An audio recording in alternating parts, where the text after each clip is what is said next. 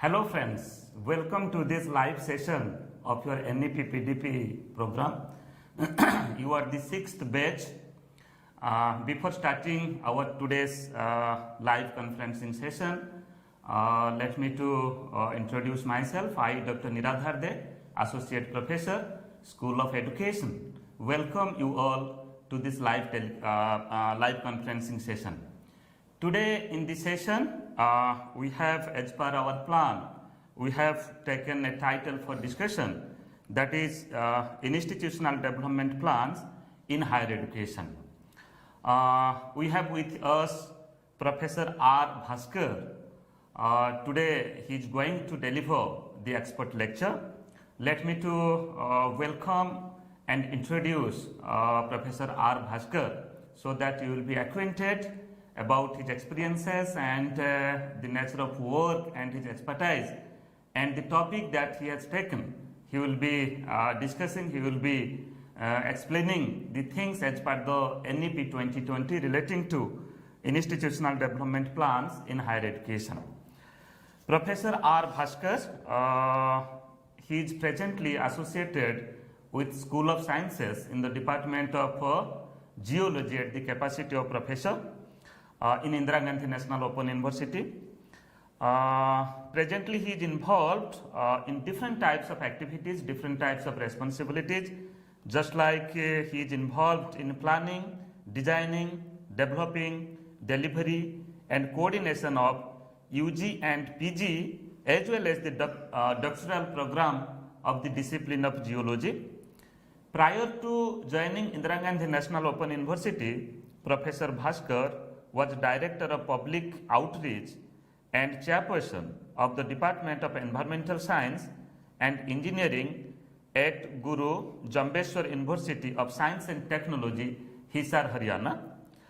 Professor Bhaskar completed all his higher education from Punjab University, Chandigarh.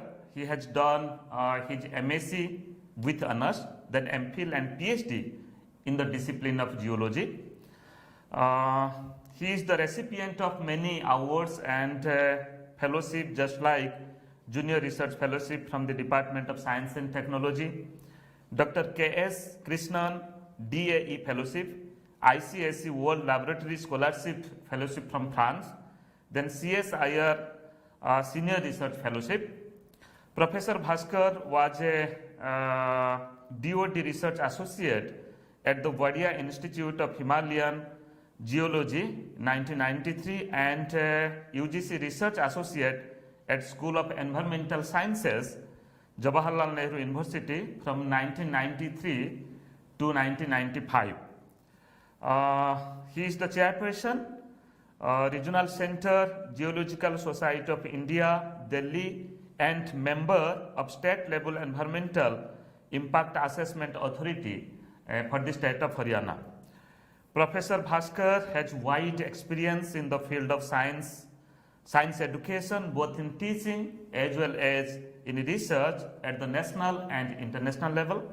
Some of his major association with the global universities, international universities, just like Professor Bhaskar was an academic guest at different reputed universities like ETH Zurich, Technical University Munich, Center for Geobiology Norway, Stockholm University Sweden, VTT Finland, Jagiellonian University Poland, Slovak Caves Administration Slovakia.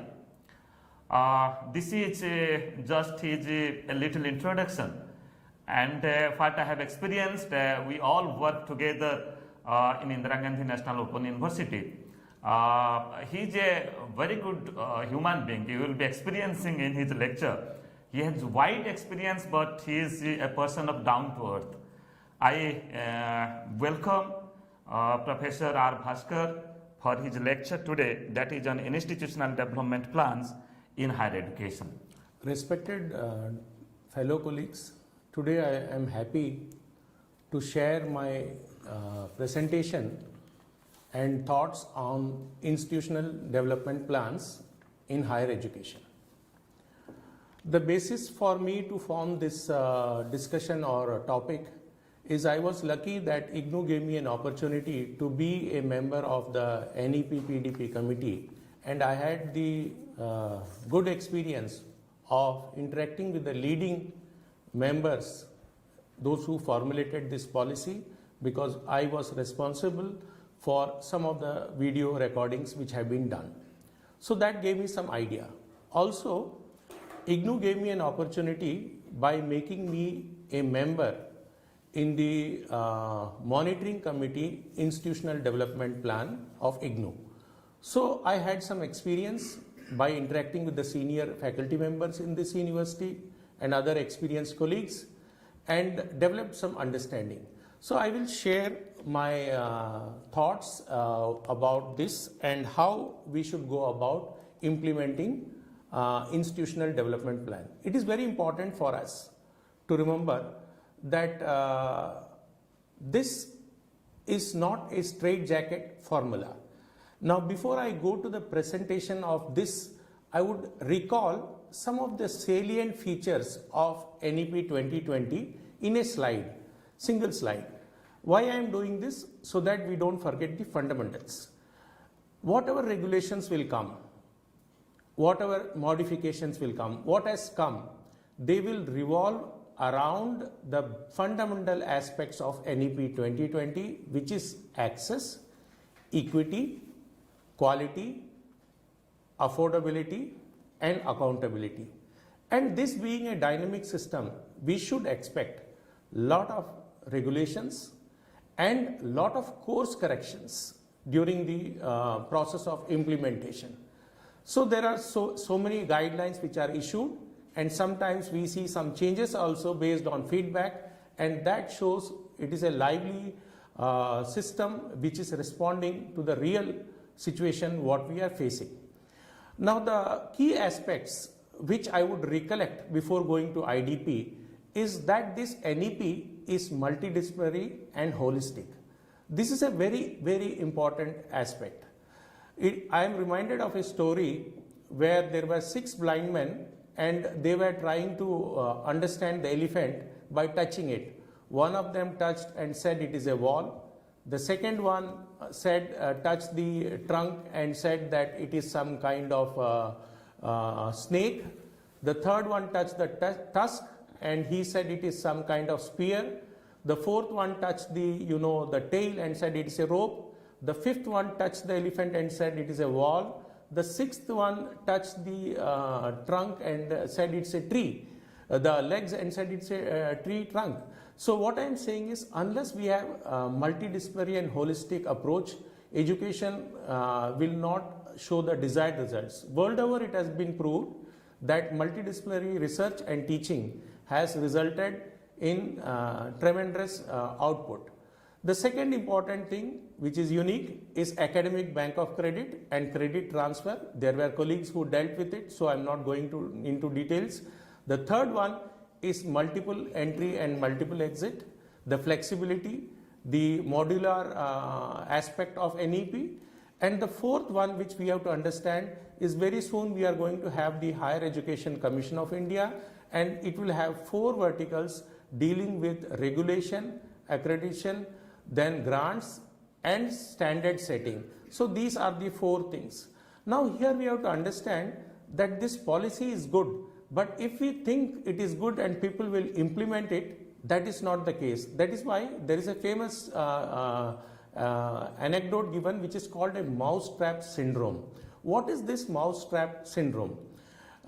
Today also you go to market, if you have to buy a mousetrap, you buy the old version, that is it's a wooden block in which you keep a piece of food, and as soon as the rat enters it, and because of the spring the door closes and rat is trapped.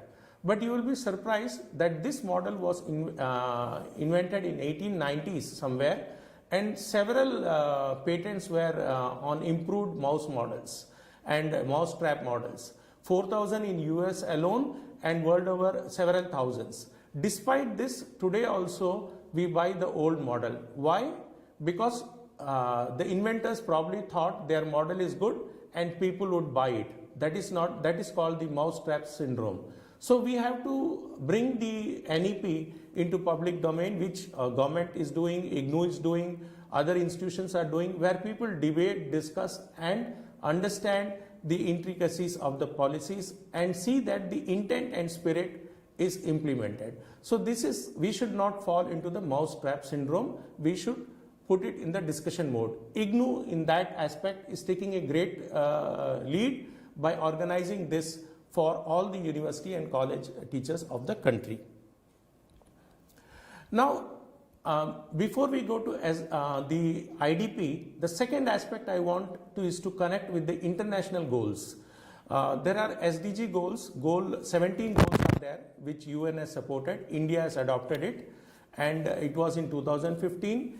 And SDG goal 4 says that ensure inclusive and equitable quality education and promote lifelong learning opportunities for all by 2030.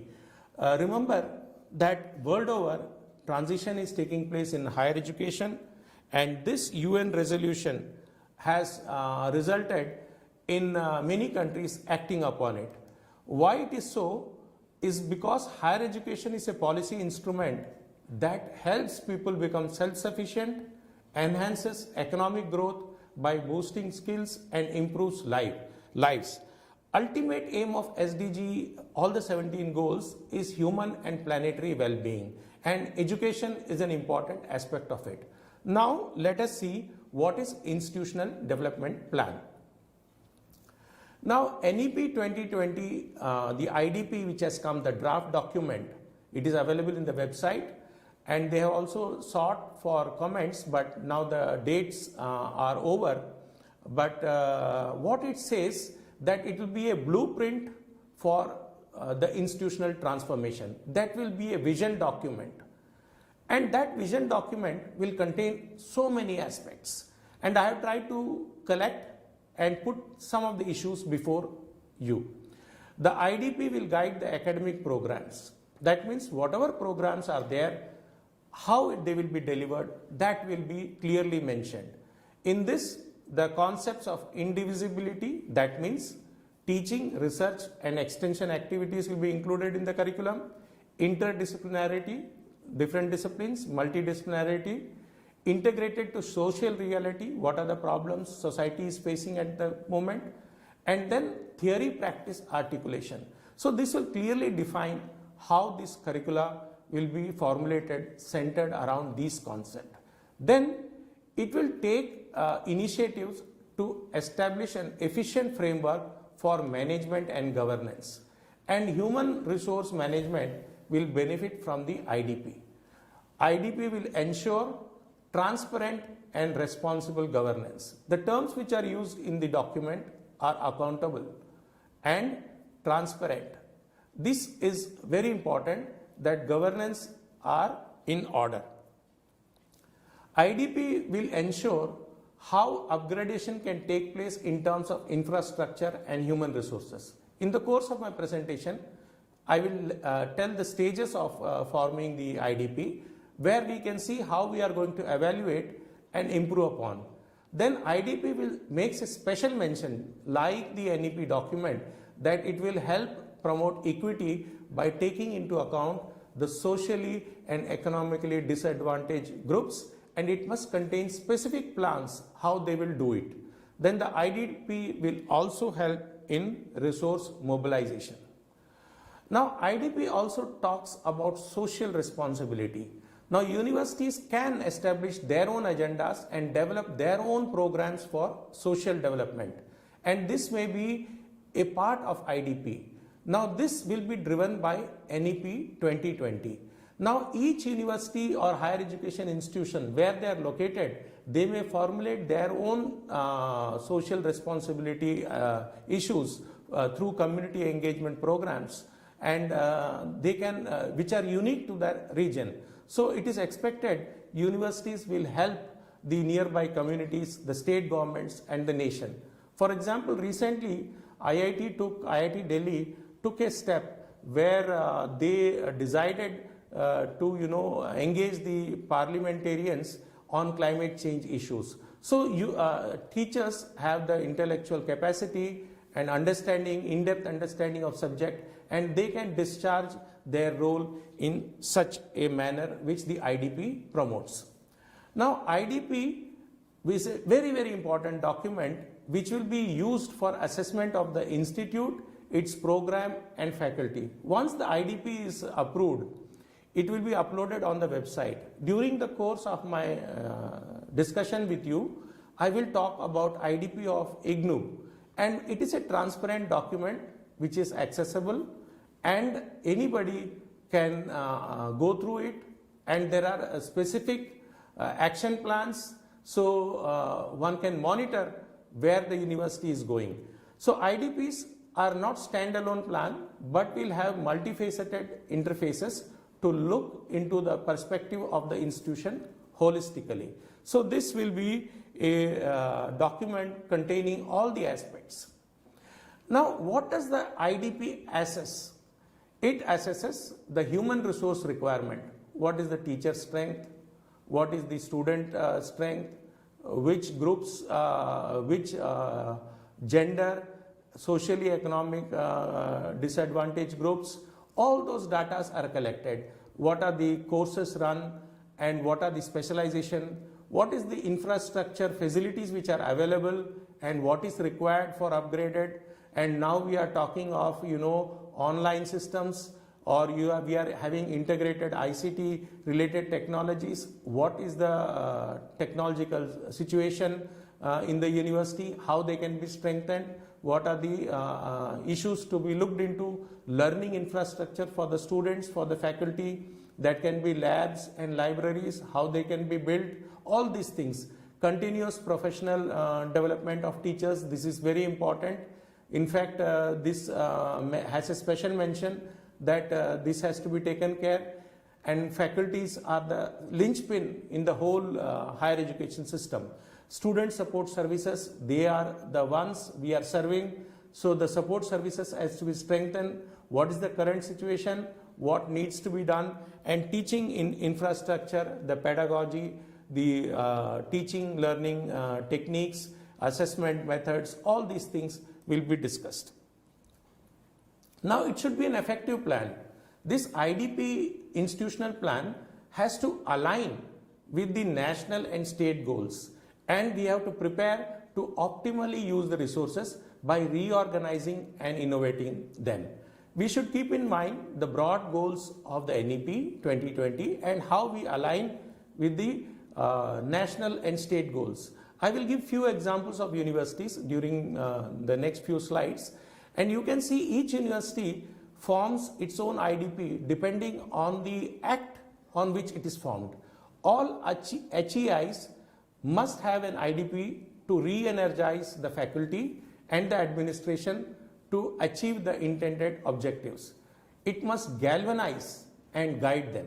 So the IDP must be such a document that it should push everyone towards achieving the required goals.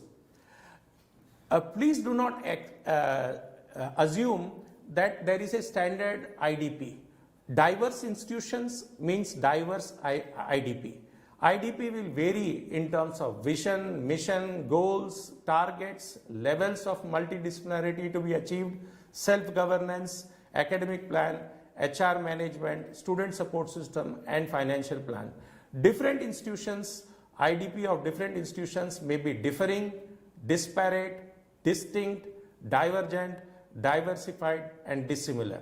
Single or multiple discipline colleges affiliated with a university may have a different IDP. IITs will have a different IDP. NITs will have a different IDP. Private and deemed universities may have different strategies from state-funded universities. Now, academic plan should be included in IDP. It is one of the most important component, and it will range from curricular improvement to quality classroom transaction, including assessment methods. This should be included in the IDP. And each institution should commit in the IDP how they will help in achieving the holistic development of the students and create strong internal system for supporting diverse student cohorts in academic and social domains, both inside and outside formal academic interactions in the classroom. For example, forming clubs or activity groups where students can express themselves and have holistic development. If it is like environmental issues, climate change, waste management, biodiversity conservation, or it can be human values like constitutional, respect for constitution, respect for colleagues, human cyber crime issues or cyber security issues. These are the general issues, value added and other courses which can be given so that the student develops holistic understanding. The faculty is very important. IDP clearly mentions that there will be clearly defined, independent and transparent process for faculty recruitment. While IDP and the NEP document says that current process will continue, they would also introduce tenure track process where this will be done to ensure further excellence, and the parameters will be clearly defined how the faculty is to be assessed on the basis of the pedagogy, classroom teaching, research, contribution to corporate life and other extension activities. So there will be well-defined criteria. Faculty should be committed, competent, capable, creative and enjoy high credibility. This faculty is the linchpin of the whole system. Universities are known because of the contribution of the faculty of the universities. The name of the university goes all over because of the contribution made in terms of research and innovation. So faculty, the IDP gives a lot of emphasis on faculty continuous development programs. Now, if you see the IDP, it says that all institutions will develop a continuous professional development plan for the faculty and determine the process for its implementation. This will be a part of IDP. They have to plan for capacity development in the field of the study, discipline, pedagogy, capacities, research and contribution to practice. For example, faculty can be encouraged to attend conferences, training program, sent abroad so that they are updated with the latest. Investment in faculty has to be done, and it is the institutional's responsibility to ensure that faculty are motivated and able to contribute to the system. Now, human resource management is very important. In a university, there are other staff other than faculty. That is the support staff, that is the administrative staff, that is the academic staff, and this management as IDP takes care of the system holistically. Many times the teaching positions remain vacant and the institution has to take steps to fill the vacant position, notify new positions. They will, in their IDP, they will tell how many are vacant and by when they are going to be filled, what is the qualification they are desiring based on the programs they are offering. All this will be clearly mentioned. In most cases, it is found that for some reason or other, the faculty appointments are delayed. There is also time-bound recruitment process which has to be taken place. In some cases, heads of institution, the position, they remain vacant for very long, and as per new governance structure which has been mentioned in the NEP, Board of Governors, BOG, will be responsible for appointing the heads of the institution. And why they have given this authority? So that there can be less of external interference in the selection of the head and the members of this Board of Governance. It is expected that heads and Board of Governance members would be persons with integrity, intelligence, imagination, insight and impeccable integrity, and will be inspiring. Similarly, a merit-based structure of tenure, promotion, salary structure will be strictly implemented. So IDP takes care of these issues.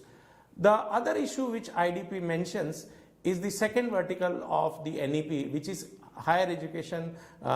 This is the NAC, which is the National Accreditation Council, in which it says that HEIs will aim through their IDPs to attain the highest level of accreditation over the next 15 years and eventually aim to function as self-governing, degree granting institutions clusters. Recently, there have been news that ultimately this assessment will be a binary process as is followed world over.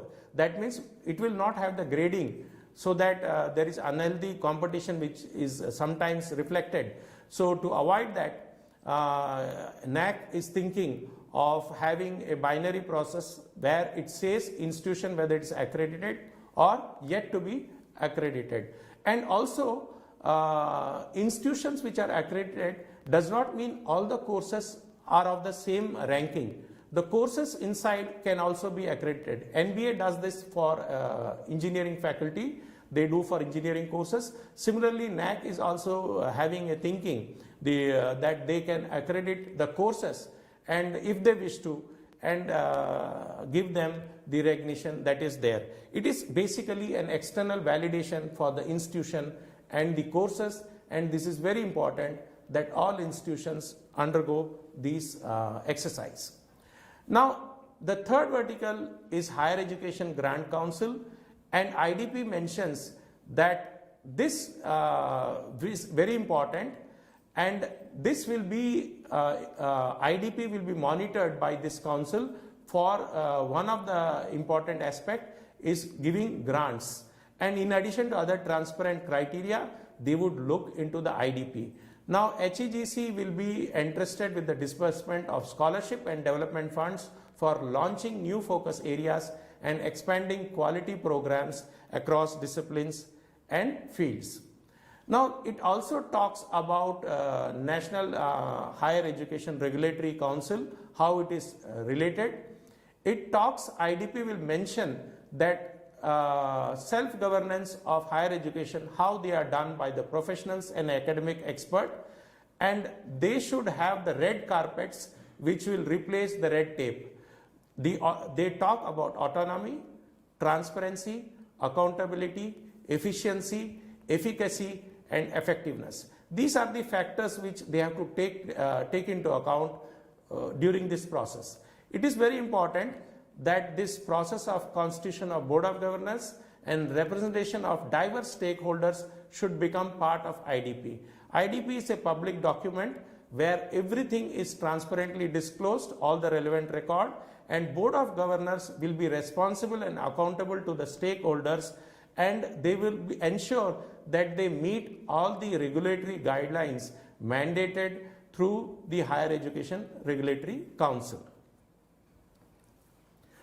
Now, it is very important that IDP mentions that it will not be made only by a few senior people. It is very important that each institution will make a strategic institutional development plan based on which institution will develop initiatives, assess their own progress, reach the goals set in, and which could become basis for further funding. So, that freedom is there. Each institution can design the goals, where they want to reach, how they will reach, and that could be the basis of funding or even accrediting those institutions. Now, IDP should be prepared with the joint participation of board members, institutional leaders, faculty, students, and staff. All the stakeholders have to be consulted. Then only the institution can achieve the desired target. For example, I am reminded to share the story of three masons. There were three masons, they were building something. When one of the mason was asked, "What are you doing?" He said, "I am laying down bricks." The second mason, when he was asked, he told, "I am constructing a wall." And the third mason, when he asked, he gave the answer, "I am building a cathedral." Please remember that when all stakeholders are involved, they understand the big picture. All three of them draw the same salary, do the same work, but the attitude and involvement and commitment is different. So if we involve all the stakeholders, the net output will be very great. In fact, IIT Delhi recently has decided even the syllabus, they are going to have wider consultation with the public. So these kind of steps, you just put it in the public domain, all teachers, faculties take from the students, alumni the feedback, and you will see a greater sense of belonging and results will be better. Now I will talk little bit about IGNOU because I am in this university and I am a part of the monitoring committee of IDP in IGNOU, and I had developed some understanding about the whole IDP plans. IGNOU was established by an Act of Parliament in 85. It has jurisdiction over whole of India and also countries outside India, and has a national responsibility of promoting and setting benchmarks for ODL, open distance learning.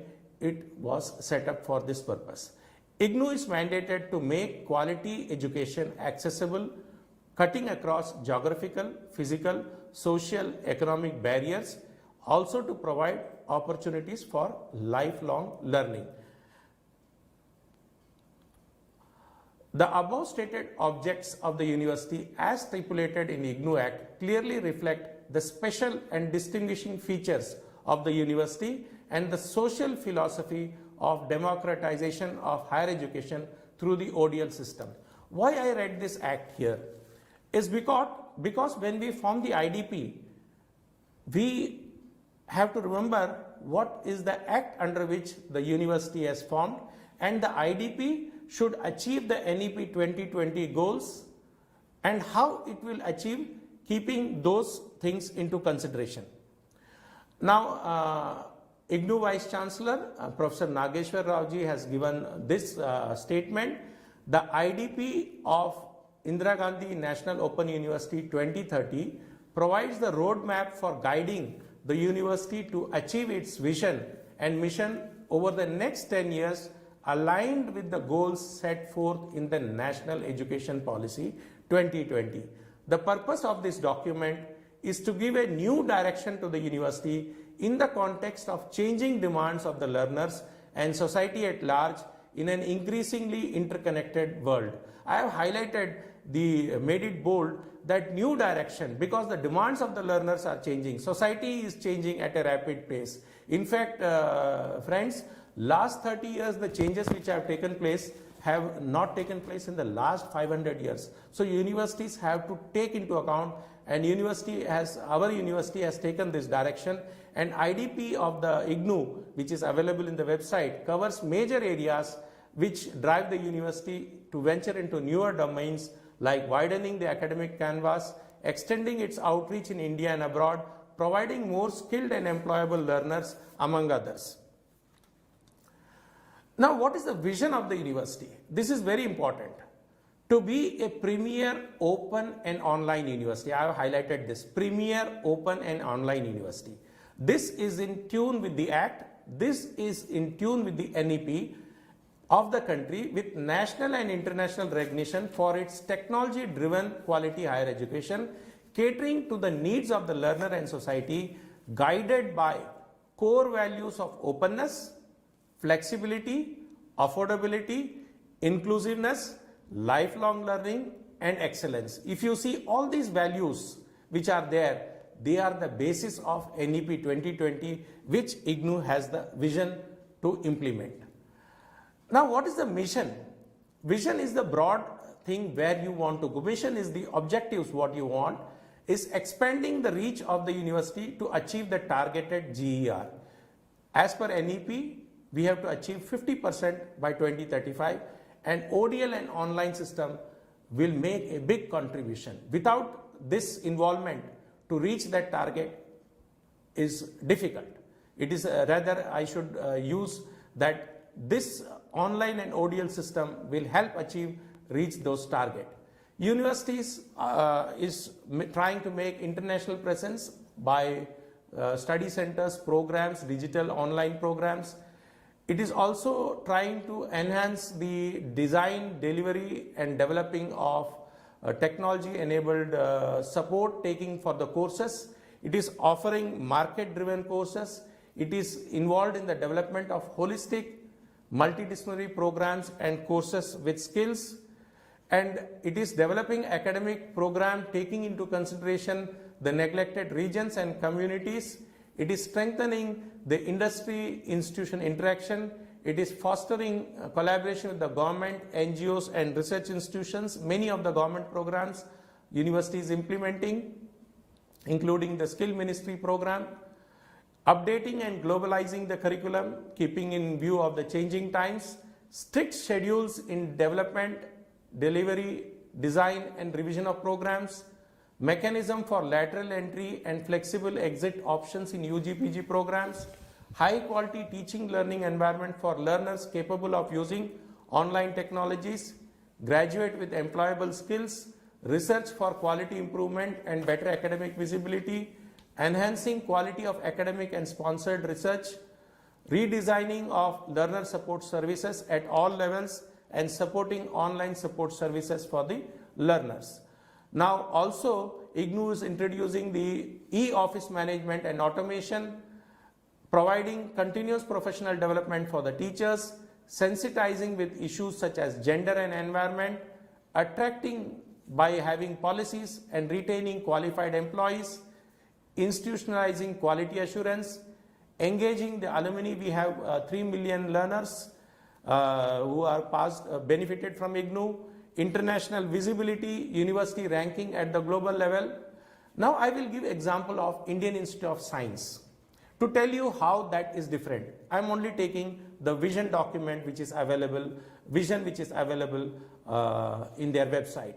IIC aims to be among the foremost academic institution through pursuit of excellence and research and promotion of innovation by offering world-class education to train future leaders in science and technology by applying science and technology breakthroughs for India's wealth creation and social welfare. So you can see they want to create future leaders in science and technology. The focus here is on science and technology. Focus here is on applying. Where you saw IGNOU, it was online and ODL was the vision. But the end goal is meeting the NEP 2020 basic fundamentals. Delhi University, if you see, that has already decided on the basis of the Nishtha Dhriti Satyam. That means creation of well-rounded, multi-skilled and socially responsible global citizen. This is how they have decided their vision. So vision document dictates where you would go. Now if you see the IIT Delhi, they have decided in their vision that they will contribute to India and world through excellence in scientific and technical education and research, and to serve as valuable resource for industry and society, remain a source of pride for all Indians. If you see, there is a lot of industry engagement, industry sponsored project, industrial involvement, and this is how they have the vision. Now OP Global, I took a private university to let you know what is their vision. They want that their vision is a private global university driven by public service mission. They will promote public service, make meaningful contribution to India and world. They will foster academic excellence, intellectual engagement and social responsibility. I have not added here in their mission statement, they have emphasized a lot of agenda for the global university position. So if you see their faculty, they have global faculty from different countries. They have students from different countries. Their curriculum is also designed. They have short-term semesters abroad, exchange student program, exchange faculty program. Because the vision is more on global, the name itself says, so the focus is on these kind of internalization, nationalization which is taking place. Now just to give another example, I took Central Tribunal University of Andhra Pradesh, where the vision is that they will develop programs which will promote individual, cultural and environmental progress of the people, especially tribal, of the state of Andhra Pradesh, nation and world. So here the focus is the cultural and environmental progress, and focus is on tribal community so that they could reach and achieve the required progress. So each university's vision document is based on the act on which it is formed, and when you form the IDP, you have to consider these factors in mind. Now IDP clearly says it will take care of the equity, where they will contain specific plans for increasing participation from SEDGs. For example, you can have bridge courses for them, you can have outreach activities for them, you could have scholarship for them. There are a number of things which are suggested in the document. There are a number of things which are given in the draft document.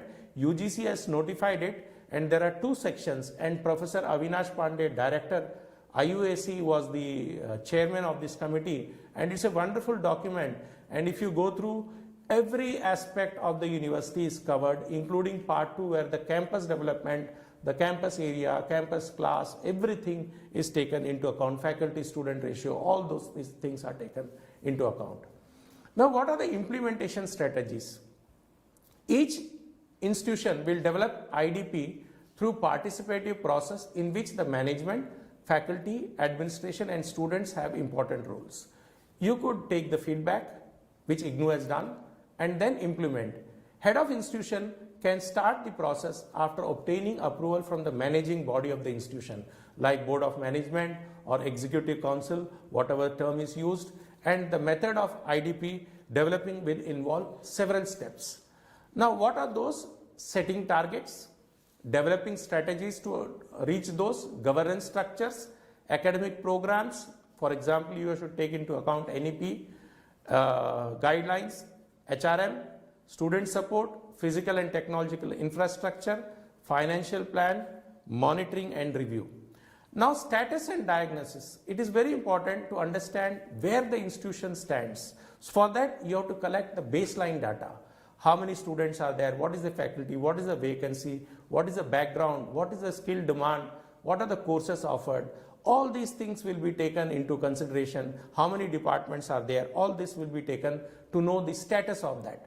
Then governance level of autonomy, what is there, whether there is decentralization, teaching load of the teachers, whether they are overburdened or they have the time to involve in research and community activity. So all these kind of factors will be taken. Student teacher ratio, that is called the faculty student ratio, that's also important, so the teacher is having time for other activities. These information will help formulate a strategy.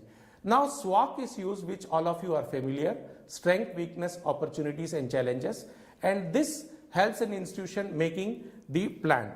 Now strength, university can cash on its strength. For example, IGNOU can cash on its online brand name, staying in the capital, on the ODL brand name, and having regional centers and centers abroad, so it can capitalize. Just to give an example, different universities may have different strength, they have to capitalize. There is a story of hare and tortoise. To tell you briefly that hare has a specific strength, tortoise has a specific strength. They had a race, and hare lost first time because it was overconfident. Tortoise reached first. Hare was not happy. Hare asked the tortoise, let us run again. This time tortoise said, give me a month, let me exercise and build my muscles. But again hare won, the tortoise lost. Tortoise then did a SWOT analysis and decided where it is strong. Then it decided to change the route. And when it changed the route, when it involved crossing a river, the hare could not do it and the tortoise reached the goal. So we should see what is our strength, weakness, and we should see how we should take into account the weakness. Now there are opportunities, and if we do not take into opportunities what are there, for example what changes are taking place, then we will become irrelevant. Here I will mention briefly about Kodak films. It was started in 18th century, 1890s, and by 2012 they filed bankruptcy. Why? Kodak did not adapt to change. They used to make films. In fact, digital photography was invented by their engineers, but they failed to see the change. Whereas Kodak is still surviving because it diversified. Now, why this became extinct? Because they did not take into the changing circumstance. In management, there is a make and sell strategy, sense and response strategy, anticipate and lead. Universities have to anticipate and lead. Then there are challenges which can take place, and they have to be taken into account while taking the SWOT component. The matrix will be like this. Before starting, one should know where is the vision, where is the goal, and what steps. We should do the external scan, opportunities and threat, and internal assessment, what are the strength and weakness. For example, I will talk of IGNOU. IGNOU has the institutional strength. It meets the educational aspiration of 3 million learners from diverse geographies, socio-cultural settings, economic strata. It provides technological enabled education at doorsteps. Its outreach in the remotest corners. It is offering a gigantic bucket of 250 academic programs, different levels. It is having internationally acclaimed self-learning materials. It promotes lifelong learning and continuous professional development. It has a pan-India network. Now it is having wide media and digital network and interactive learning facilities. There is a huge repository of digital learning resources. There are unique centers in the university like Center of Excellence in Distance Education, which was recognized by Commonwealth of Learning in 93, and Center of Excellence for Distance Education Material, Commonwealth of Learning in 1999. It is a national coordinator for Swayam MOOCs, Swayam Prabha DTH channels. It is engaged in social and educational upliftment of rural communities. It has unique centers. Again, these are Center of Online Education, Electronic Media Production Center, STRIDE, NCIDE, and National Center for Disability Studies. These are unique and strong strength of the IGNOU. There are some weakness. We have to have more time for learners and learner engagement, and it is important that we need tracer studies on learners so that we know where they stand now and what they are doing, so that we can improve, get their feedback. Professional development of teachers has to be supported, and improvement of the learner support mechanism so that we can give better support to them. These are there. Then if you see the next one, institutional opportunities, it is in the capital region. There is a high demand and the government is supporting these online and digital programs. Already 40% credit can be taken. So for IGNOU, this is an opportunity. Advanced courses, online courses, quality improvement, etc. Then the challenges are there. There is still wide requirement of wide acceptance of ODL degrees on par with conventional degrees, though ministry has notified, and for employment there is no discrimination, but among the society it is still taking some time. Then exclusive and dedicated technology support for learners, and staff has to be focused on research and continuous professional development. Developing robust and sophisticated e-office management system, for example, connecting all the center and all the regional centers, they are the institutional challenges. Then they are to set targets which are measurable. For example, teaching university will focus on teaching pedagogy, research on impact factors, facilities, lab, autonomous college on UG teaching. Then strategies will depend on what the institute is. Student support system is very important, and it also makes special mention of focusing on socially and economically disadvantaged groups in terms of enrollment targets, etc. Then the last important component is the financial plan, and it is important that we have to take into account not only the student facilities, the teacher facilities, the infrastructure facility, all these are taken into IDP. And this is very important that institutions funded by central and state governments will have to prepare a financial plan for adequate budgetary support through grants and loans. It will have to mobilize resources through philanthropy, industry and alumni. It will model its finances through public philanthropy partnership model. Then it is very important in the end to implement and monitor the IDP. For that, a committee is to be formed. For example, in IGNOU, they have formed the committee of which I am a member, and this will do the mid-course correction in case something is required. Every year there can be targets and they can be checked, and mid-course correction can be done. That is the role of this committee, and where required, some change in the targets can also be done. So IDP will be a living document, and it will grow as a strategic planning capacity of the institution increases. So we can always modify depending on the circumstances and situation. Now implementation will require multiple initiatives. We have to implement the spirit and intent. We have to implement in a phased manner, and prioritization is important, and comprehensiveness in implementation will be the key. And it is important to understand implementation is interconnected, interrelated and interdependent. All these are connected very beautifully. Now education is a concurrent subject. States have to collaborate with the center to implement it. Timely infusion of requisite resources are required. Human, infrastructure and financial. Careful analysis will help in proper implementation. India can become a Vishwaguru through a valuable, varied and vigorous higher education ecosystem which the NEP aims for, and this will depend on the infrastructure, information and innovation. They will play a key role, and knowledge, talent and technology will be the determining factor. Thank you, teachers.